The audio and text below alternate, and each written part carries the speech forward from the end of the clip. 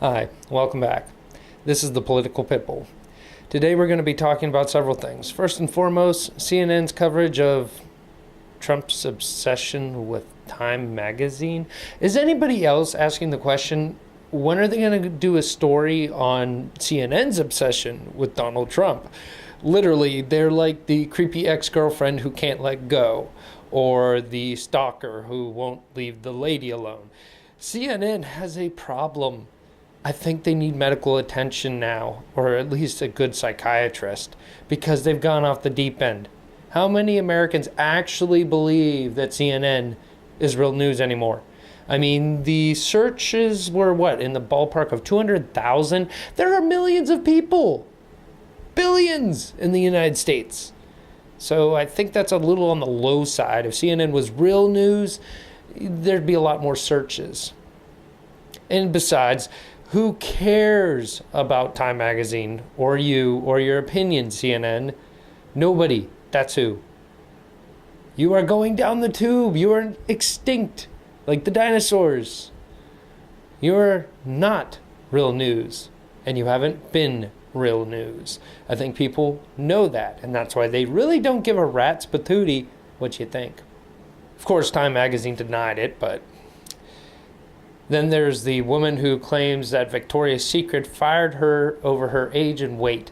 Perfect example of how patriarchal our society is. But wait, there's more. Apparently she used a coupon that she knew she wasn't supposed to use in combination with a discount or whatever. They said she stole basically from the company, so they fired her. Well, that makes sense. What doesn't make sense is suing them for age and weight, and you don't look that overweight. I mean, unless that wasn't a picture of you, in which case, who is that chick? But I'd say the company has a right to fire whoever they want for any reason. Well, at least in PA they do. And I think any company should have that right. Otherwise, their employees could hold them ransom and do whatever the hell they want. That's why they have a right to fire you. Then there's the Egyptian military launching airstrikes in retaliation for a mosque attack, described as gruesome by NPR. And these are a different type of Muslim. They practice more, I'd say, more Western type of services, more singing, dancing, less radical Islam, more Western. They weren't normal Muslims, according to ISIS. And that's who they think right now did the attack. Over 300 people were killed. 27 were children, apparently. And they all died. Or 300 of them died. And this type of violence, isn't unexpected. If you know anything about Islam or the Quran, you know why this happens. It's because Islam is a self-destroying and outwardly destroying ideology system, mindset, whatever you want to call it. It's not peaceful by any stretch of the imagination. When a country becomes mostly Muslim, they cannibalize on themselves. They get rid of the least violent Muslims out of themselves, and thereby ensuring very violent future of Islam. And that's why we did the Christian Crusades, is to push back Islam in Europe. And we invented the castle to help protect ourselves against Islam. And even Muslims aren't safe from radical Islam. So we need to have an honest discussion about why there are so many more Muslim extremists in the world than there are Christian, Jewish, or Buddhist or Satanist combined. I think that's a rational discussion we should all be having. And we yet to have that. And I doubt NPR will ever facilitate such a discussion because, well, we know where they stand. Oscar Pistorius' prison sentence more than doubled. Apparently, it went from 6 years to 15 years. And he had already served some time in house arrest and some other stuff. So they're going to, it's going to be now 13 years total. And if you don't know about Oscar Pistorius, apparently he shot his girlfriend through a bathroom door and claims he thought it was an intruder. And they are prosecuting him for murder. So he is getting a 13-year jail sentence. Also, CNN did a story on Donald John Trump, of course, that apparently he tweeted about the father of somebody he saved from China being ungrateful. That's a very valid point, CNN, that you point out. He's right. I mean, ungrateful is a horrible thing. Good people are not ungrateful people, and obviously the young man's father, who Donald Trump saved his son, is very ungrateful. So he is not a good person. We know that ungrateful people make bad people. Why? Because that's how it works. If you're not grateful for what you have, you can't be grateful for what you get. And if you are ungrateful towards others, then you're generally just not a good person. You take advantage of others. You're more likely to be mean or divisive than you are kind and virtuous. This is just facts. And Donald Trump was right to criticize the father of this young man.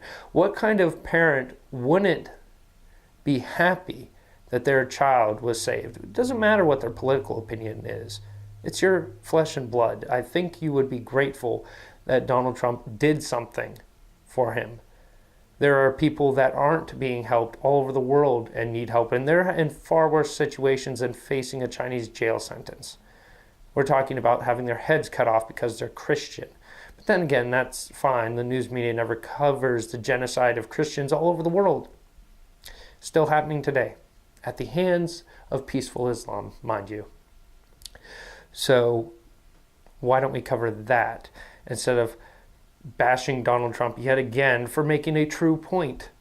Don't be ungrateful. And we know that he did not mean this is what he's going to do. This is a retaliatory remark. Nothing more, nothing less. It is not an effort at policy. It is simply a statement that people should be grateful when you do something for them. It is true. Grown-ups know this. If somebody jumps your car, you say thank you, maybe even offer them a few bucks for their time. But you do not, however, be ungrateful. Now, one last story to cover.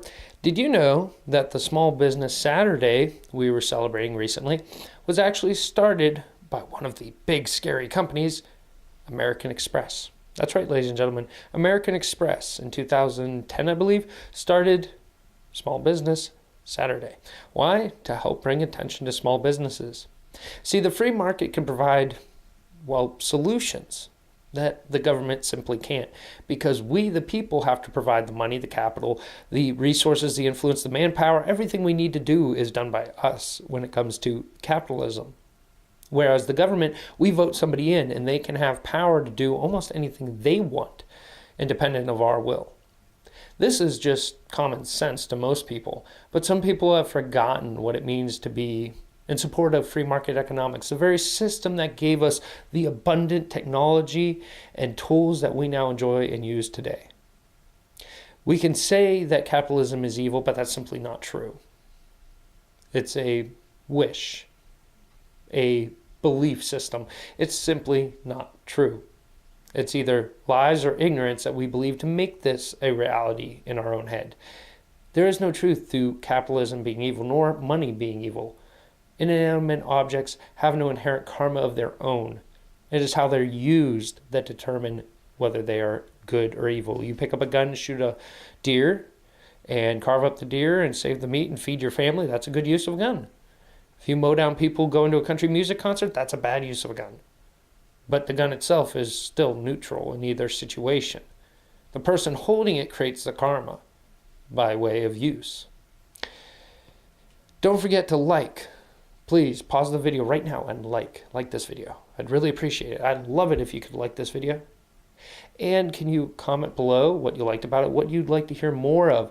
I've got this awesome green screen so I can put stuff behind me now, and I'd really like to use it and get more videos out. So what would you like to hear about? Right now I'm kind of just poking around what's trending, seeing if I can't get ahead of the curve and back on top of my game. So leave a comment below. Don't forget to like, and please, please, please, please, please share. I really appreciate it when you share this video to anybody you know who might want to watch it. Also, please check out the commercial I put together about the apparel that I'm now selling to help support my channel. Although it is still monetized, some of my videos, some of them aren't. So I'd really appreciate the support and other products that you might be willing to buy. I'm also thinking of how much would you have to donate for, say, a FaceTime or Facebook or some kind of video chat? How much would you want to donate to have that happen? How much would you want to donate to get a Citizens Rulebook? How much would you want to donate basically to the GoFundMe in order to get something? Instead of Patreon where you do it month by month, you can do it like a store. Purchase things, a phone call, face-to-face video chat, things like that. What kind of services would you want to see that I can entice you to buy to support my channel? Thanks again for watching. Don't forget to subscribe if you haven't already, and like, comment, and share. Again, I know I say that a lot, but thank you. If you do all those three things, you are awesome and amazing. Just remember that. This has been the Political Pitbull. Thanks for watching.